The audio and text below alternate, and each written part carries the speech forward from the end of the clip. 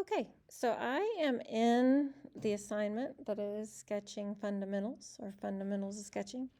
And just as a quick aside, there is if you were absent today, some things that we went through in the slides. This is the actual assignment. I had this on paper in class. And this is what should be a blank sketch. Now, I've already started some things that I'm going to delete because I want you to know how we got here. So I highlighted it and clicked the delete key to get rid of all of that. And I am going to go ahead and delete everything I had done here.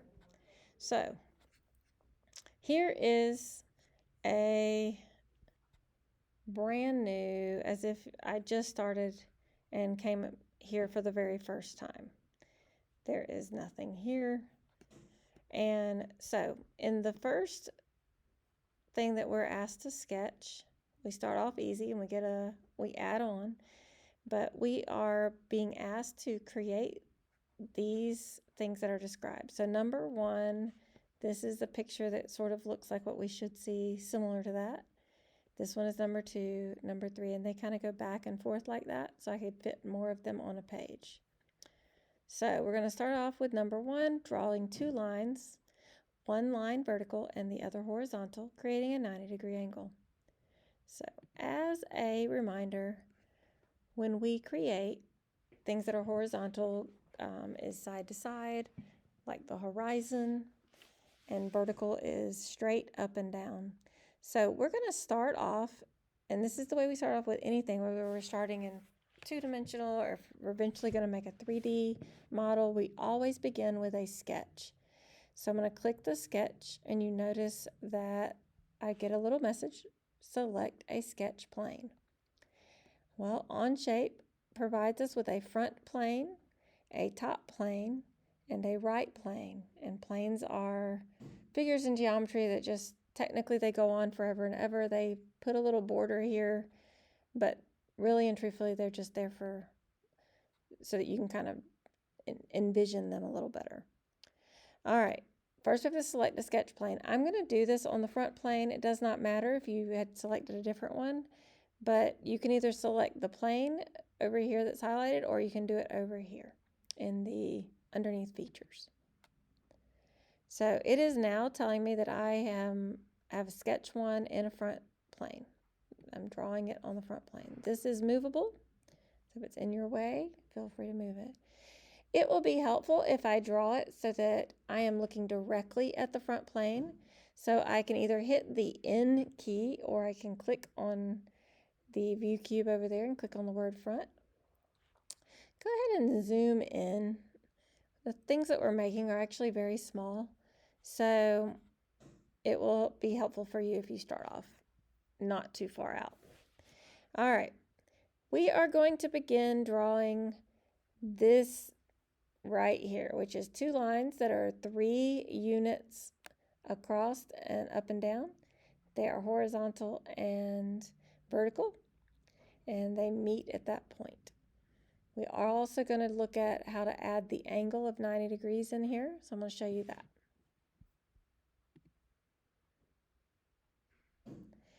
So this is really easy. We're going to click the line tool.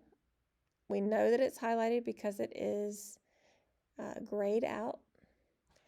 And this is your origin. This is where X, Y, and Z all equals 0. But I do not really want to draw it there. I'm just going to kind of draw two lines over here. Notice when I let go of one, if I don't click any buttons on my mouse or any buttons on my keyboard, the white box with the gray numbers means that I can type numbers right now, and I can replace that 2.934. So I'm going to put in a 3, and then I'm going to hit return. You do not need to click the backspace or any of those kind of things. All right, so in this particular one, I don't need to draw any more lines. So I'm going to click the escape key to get out of the line tool. I could also click back on that tool itself. And I don't really like where the dimension got placed automatically, so I'm going to just move it, click and move. You can do that when you do not have tools selected. So, and then I'm going to click over here to my right of the toolbar is the dimension tool, and that is a very useful tool. You will use it a lot. So we're going to click it. Once it is highlighted, I can come down here and I can click the next side that I want to dimension. I can pull it out. I actually got that pretty close to 3. I'm going to type 3 and hit enter, and it's good to go. So this is what my shape looks like. The other thing that I want to do is make sure it's at 90 degrees. Now, truthfully, I already know that it is.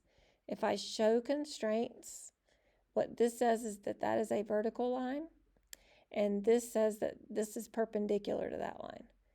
That perpendicular means it's already at 90 degrees, but so that you get practice with measuring angles, we're going to click that dimension tool if it's not already selected. And to do an angle, we click the first side, we click the next side, and it will flip from trying to measure the side to measuring the angle. I don't need to change any numbers. I'm just going to hit enter. It is grayed out because the angle really is not going to drive how this looks. It's being driven by that perpendicular constraint. So this one is all done. So that's number 1. We're going to look at number 2. Number 2 is very similar. Number 2, we draw 2 lines again. One of them is horizontal. You can tell this one right there has that horizontal icon. And the other one is going to be at a 45-degree angle. And we're going to draw something called a construction line in here. Construction lines are good when we're not really wanting it to be part of our final 2D or 3D shape. But it's good for measuring with, so we can see where things are. All right, so we're going to draw a 45-degree angle and then draw a construction line bisecting the 2 lines. When it bisects it, it means it cuts it perfectly in half. So let's do it. They're also all 3 units. So we're going to click back on that line tool. And I'm going to try to keep these sketches kind of close together so that when I go to do a screenshot, I can see them. I'm going to draw a line. And notice that if I go down here, it will let me, but I want this to be a horizontal line. So I want to wait till that horizontal line symbol pops up, and I'm going to copy it down. Hopefully you remember, if you see that white box with numbers, I can just type that dimension in. So this is going to be 3 units. Oop. I am still in my line tool, which by the way creates lines or arcs. I'm going to hit my escape ESC button to get out of it. And since I'm not in any tools, I'm going to move that 3 out of my way. I'm going to go ahead and dimension this other one to also be 3 units. And it doesn't matter to me if you're in inches or millimeters. We just want to see the units. All right, so this one, the dimension tool is still selected. We're going to click one side, but I don't really care for the side length. I want to click the other side. It will automatically change it to angle. And I want to change this to 45.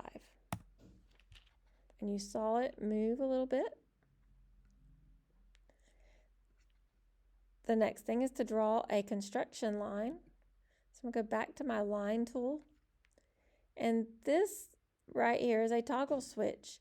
Anything you draw can be construction geometry. So construction geometry just means it won't be a part of your final physical design, but you can measure from it. You can use it to mark where the middle of things are so you can build off of them. So we're going to click construction.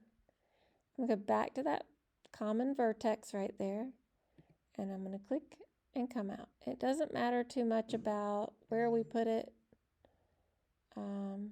In fact, I'm going to intentionally just kind of stick it over there. hit escape. I'm going to go back to my dimension tool. And I want this one to also be 3. Now here is a fun trick. It's at the end of the day and I'm tired. Perhaps I do not want to go try to figure out what half of 45 is, because if this is halfway in between, it should be half of 45. But I know that to find half of something, I simply divide by 2. So if I come in here with my angle tool and I type 45 / 2, or divided by 2, it will do the math for me. And you can see it adjusted to 22.5 degrees, which is the angle between, that directly is in between, in the middle of 45. So this is our final, this is number 2. And, you know, when we click off of the tools, we can zoom in and actually drag these things different places if we need to. That part I'm not too worried about as long as it's labeled. All right, number 3. Number 3 looks like a T. We're going to draw 2 lines, one horizontal, this one, and the other vertical, coming down from the midpoint. So I'm going to show you an easy way to do that. And then change the vertical line to a construction line. So even though what we see here is a vertical line, we want to change that one from it being solid to this dot dash line right here, which dot dash means construction. Okay, so we see what it looks like. It is 3 across and 2.121 tall.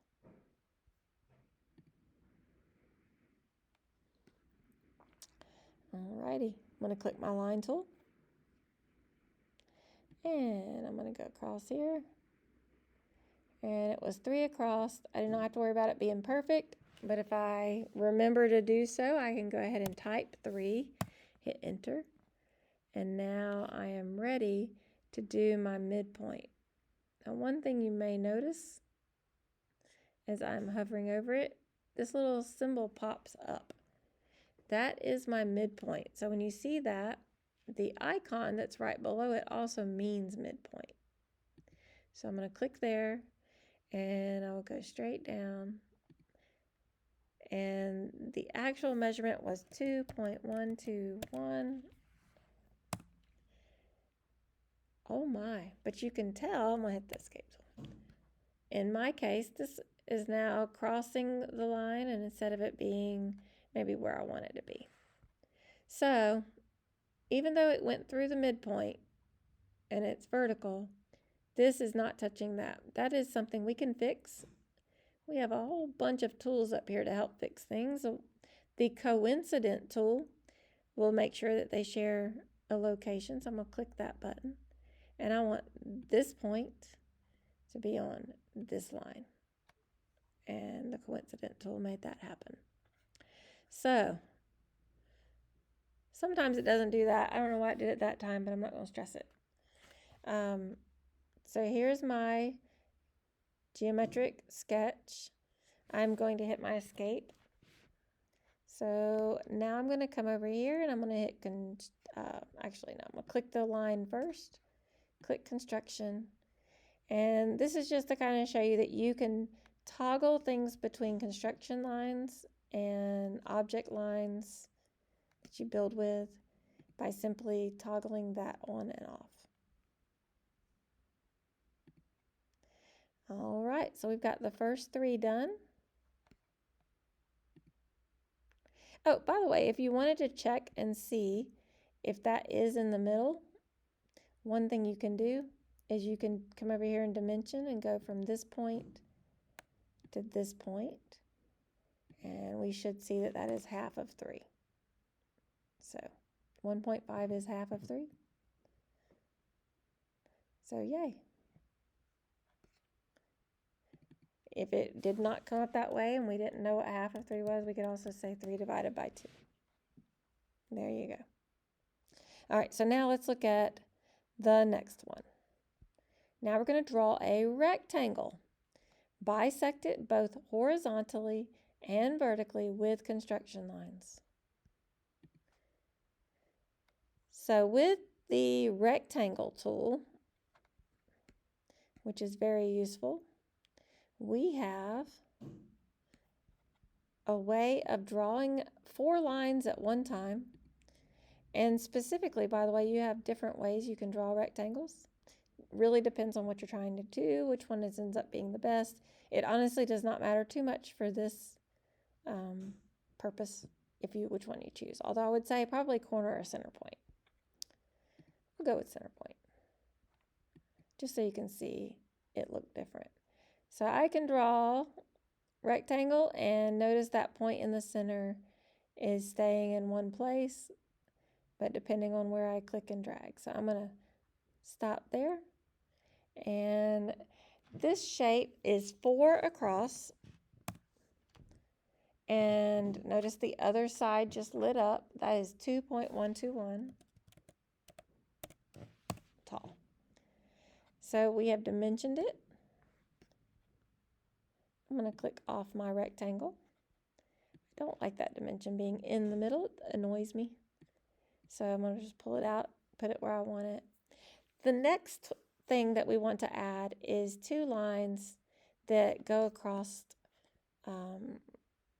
specifically it says bisect it both horizontally and vertically. So bisecting it again means to do it right in the middle with construction lines here. So turning on my construction line. With my line tool on, I can hover and find my midpoint. Now I can click and drag. And unless I intentionally make it go up or down, it wants it to be perpendicular. It tries to follow the constraints. So once I've done that, I'm going to escape out of that. Sometimes it doesn't like you to redo it. So again, going from the bottom to the top or the top to the bottom, find that midpoint, then click there and go straight down and escape. And that one is done. Notice it's grayed in because it is a closed shape. These others were open shapes, and we cannot make 3-dimensional geometry from them. All right, let's look at number 5.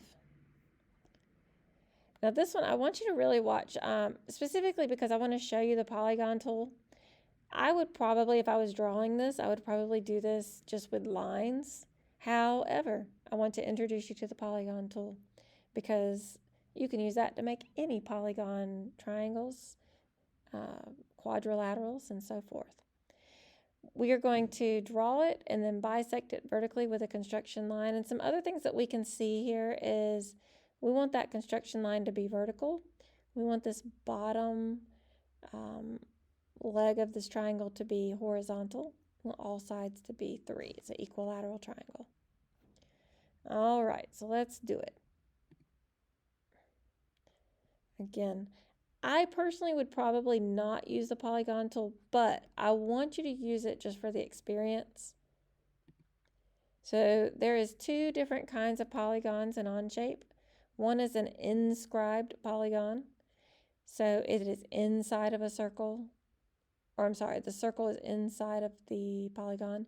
The circumscribed polygon means that the circumference goes around the outside of the polygon. So it will always draw a kind of an equilateral shape, and it doesn't really matter where we drop it, but I'm going to click. The default is for it to be a 6-sided shape. Oops, I didn't really mean to click that, but we'll just leave it because it'll probably happen to you guys too. So I've got a polygon here, but this is definitely not a triangle. That little circle with the line through it means circumference. I'm sorry, I just lied. That circle with the line through it means diameter. So that is the diameter all the way across the circle. And we are going to not worry about that right now. I'm going to hit escape. I'm going to click in the 7, and I'm going to make this a 3-sided shape. There we go. Now I have a triangle. And it is inside of a circle that is made out of construction lines. Go ahead and just leave the circle there. I know it's not on the sheet, but go ahead and leave it there. Now, it doesn't matter which of these sides we pick, but I want one of them to be horizontal. So over here to the right in my list of constraints, I want to find the horizontal constraint and pick a line, any line. There we go. Now we have a triangle standing straight up because that line has a horizontal constraint. We can see it right there. All right, the next thing I want to do is grab my dimension tool, and I want to make this 3 units. Oh no, where did it go? This happened to somebody earlier today. And for some weird, crazy reason, it went way over here. I do not know why, because for some reason it did. Okay, but I am going to go ahead and bisect this triangle with a vertical line. And I'm going to escape. Just for dimensioning practice, this is already an equilateral triangle, but I'm going to go ahead and draw the other dimensions on here just so we can see them. And I'm going to look back at my instructions, and we have done what it shows there. All right, I'm going to move this little guy because I do not like him being up there. So I'm going to put him down here. The only way you can move a shape, by the way, is if you're not in any of the tools. And if it doesn't have any constraints on it that is fixing it in place. So I can fix this in place if I want by clicking any piece of geometry. I can come up here and say, hey, fix. Notice that that has turned black because it can no longer be moved, whereas these, when you see blue, that means things can still move around. So that is being undefined or not fully defined, and this is fully defined. You'll hear that again. All right, we did the triangle. We are now going to draw a circle, draw a horizontal construction line passing through the center of it. Notice that the diameter of the circle is 2.121. So, come over here. And I'm going to go to my circle tool. There are 3 different types of tools underneath my circle. So we have center point circle, 3-point circle, and an ellipse. We're going to pick one of the first 2 because the ellipse is good for doing ovals, so I don't want to have to worry about that. Center point is probably the easiest. So I'm going to click it, let go, and it was 2.121 was my diameter. Very good. And I'm going to hit escape to get out of my circle tool. And I'm going to pull that so it's not in the inside because I want to draw a line through the middle. I go to my line tool. And over here, you notice that it wants to draw a horizontal line or a vertical line. It's looking for constraints that would make sense. So I'm going to draw a line. And I'm going to escape. Very good. Now, I have defined this to be 2.121 as my diameter. Just for kicks and giggles, if I decided or if I made a mistake and I decided I wanted to make this 3, this is my diameter because it goes through the middle of the circle, so it should give me errors. It says, hey, you can't have a 2.121 circle diameter and a line through the middle that is 3. So I'm going to delete that, make it happy again. I believe in the picture it showed this as a construction geometry, so I'm going to click it. Oops. Wasn't in my dimensioning tool. I'm going to click construction line, and I'm going to click that middle. Click construction line, and boom. Let's see if I got that right. Yep, that looks like it. All right, number 7 and number 8 look very similar. The only difference is that in number 7, we just draw a horizontal line and a 3-point arc connecting the endpoints. And in number 8, we do the same thing, but then we draw a vertical line through the center point of the arc and line. And it looks like, it doesn't say a construction line, but in the picture, we see a construction line. We also see that they have labeled the radius. If the diameter is 3, remember that radius is half of that. So we're going to do 7 and 8. Very similar moves for these two. Alrighty, I'm going to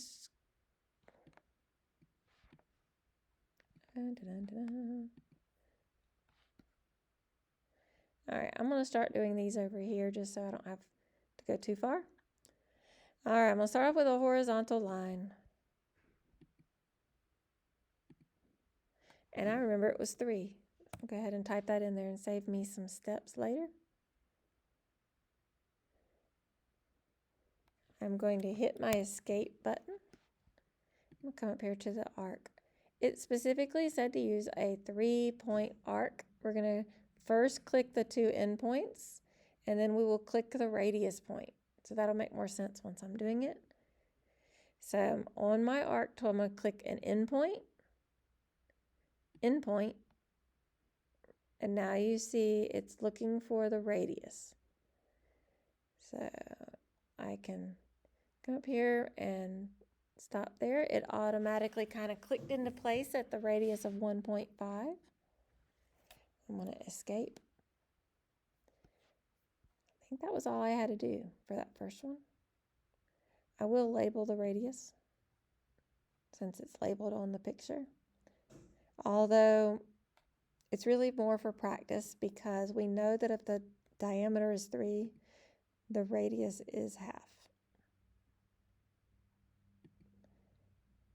But it's really so that you know. Try that again. There we go. So click on the outside of the circle and there we go. See it? Doesn't matter really where we put it. I'm going to just drop it. Where did it go? Let me try it again. All right, there we go, 1.5. All right, we're going to do the same thing. Line tool. 3. Enter. I do not want my line tool, so I'm going to escape. Get my 3-point arc. Click endpoint. Endpoint. Notice it doesn't matter which endpoint. It automatically wants me to stop at 1.5. I could go above or below, but you can see it trying to tell me, hey, stop right there. It looks like a good spot. All right. I'm going to hit escape. One of the difference between this one is we want to take a construction line and go from the midpoint up to the outside and hit escape. Make sure I got all the pieces. I may need some. So that one also has the radius labeled. All right.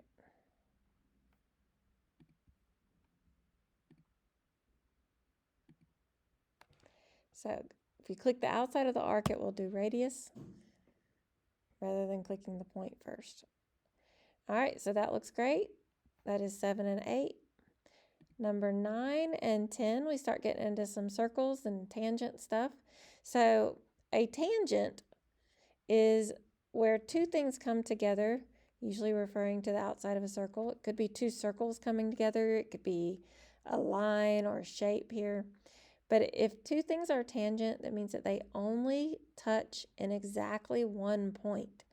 If this line that is touching this circle comes in ever so slightly, it's going to go through 2 points on that circle because it'll come inside of the circle slightly.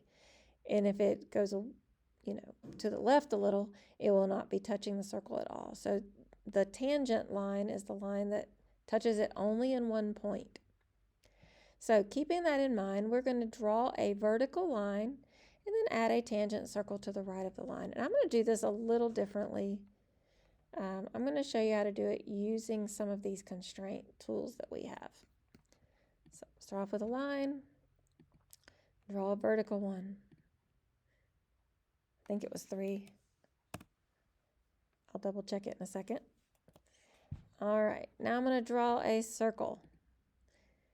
And it is a diameter of 2. 3 was correct.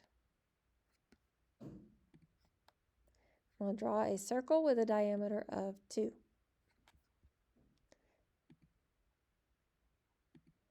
All right, now I've intentionally not have them touching. So I'm going to go ahead and type 2. You can see that the number is lit up asking me what size do you want this? So I'm going to type 2 and hit enter. Now you can see it's labeled.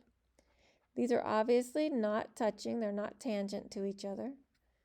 So, but there are tools up here for that. There is a tangent tool. And I want to make a tangent relationship between this circle and that line. So boom, that's how we do it. Let me make sure I did that like the picture shows. Oh, it says it's showing it in the midpoint of the line. So that's okay. Let me go back. And I'm going to hit undo. And hit tangent.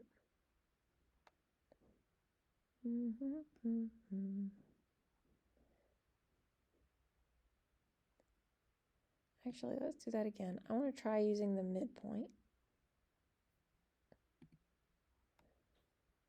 Midpoint.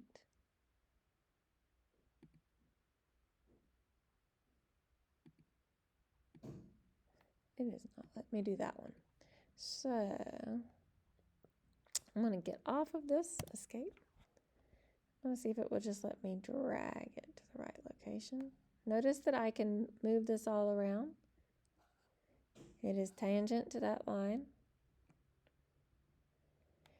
If I want to make sure that it is actually to the where we want it, one thing I could do is make a construction line because that will show the midpoint. And now I can make sure that the midpoint of this circle is touching that. So I'm going to come up here. There's a tool, a constraint called coincident. Coincident means I want things to touch in certain ways. So I want this construction line to be coincident to the middle of that circle. And I think it already was. I think it had already kind of popped in place, I think. Oop, it's not. So I want coincident. I want this midpoint to be that. There we go. Notice how that moved. So now it's touching in the midpoint. Kind of tricky. So we're getting into harder ones. Notice that this is grayed because it is a closed shape. And we've got one more. Draw 2 circles and connect them with a tangent line across the top. Our 2 circles are equal. They both are 3 units in diameter. That's what that symbol there means. And their center points are 3.25 units from each other. So they're both equal. All right, so we'll come back over here.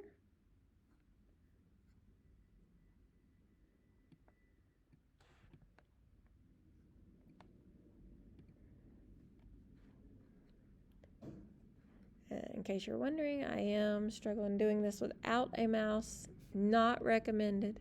Always get a mouse. On my MacBook, I don't have the USB drive, so I don't really like where I accidentally placed that, but I'm going to just leave it there for the moment. I'm going to make it 3. And I'm going to draw another circle. Make it 3.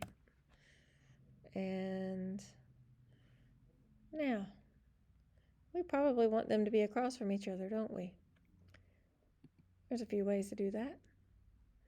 So we can click horizontal. I think that will work. Yep. So we just added a constraint that said these two are going to always stay horizontal. If I click off of that tool, now I don't have any tools selected, I can come over here and move, and it'll let me do a lot of things, but they're going to stay horizontal. All right, the next thing is I'm going to go ahead and dimension from here, from that point to this point. Once I click both points, I get a line. What was that again? It was 3.25. I'm going to hit enter. That's how far apart we want them. And now we're going to draw a line connecting both of these. Now, here's a little hint. My tangent line is going to be over the midpoint. That is where a line that's going across would touch. So if I hover over that, you notice there's like a little dotted line. It's going to automatically say, hey, it looks like you're trying to draw something that might be from here to here. So I'm going to hit escape. And that's one way to do it. Now it is already telling me that this line is tangent to that circle. Pretty cool. And I'm going to escape. If I want to make sure that this line is tangent, I can come over here and I can find my tangent tool. I can say here, make these two tangent. I did not like that. Probably because it was already tangent. Escape. I'm going to hit undo.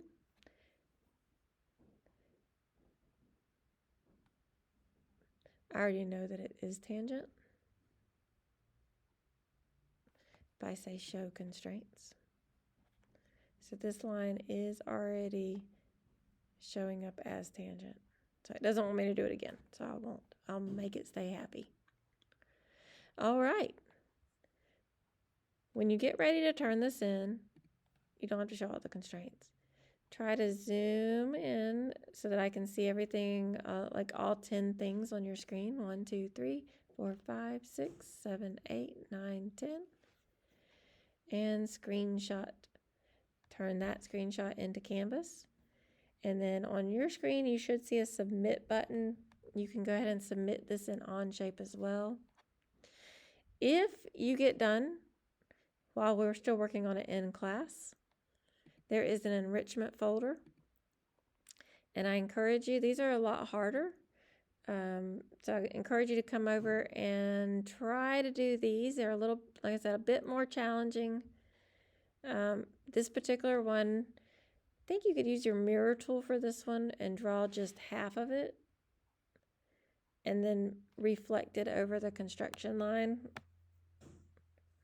is how I would probably do that one. And the W is pretty cool looking too. So anyway, enjoy that. I'm not going to do those right now. If you get done, depending on the amount of time you have, you can also come in here and maybe you've got something you would like to sketch. Maybe you want to draw Sonic the Hedgehog. You can sketch anything you would like. Remember, you start with the sketch, select the sketch plane, top and front, right, however you want to do it. All right. Hope that is helpful and that you're able to enjoy getting the rest of this done. Let's see, we're going to stop recording.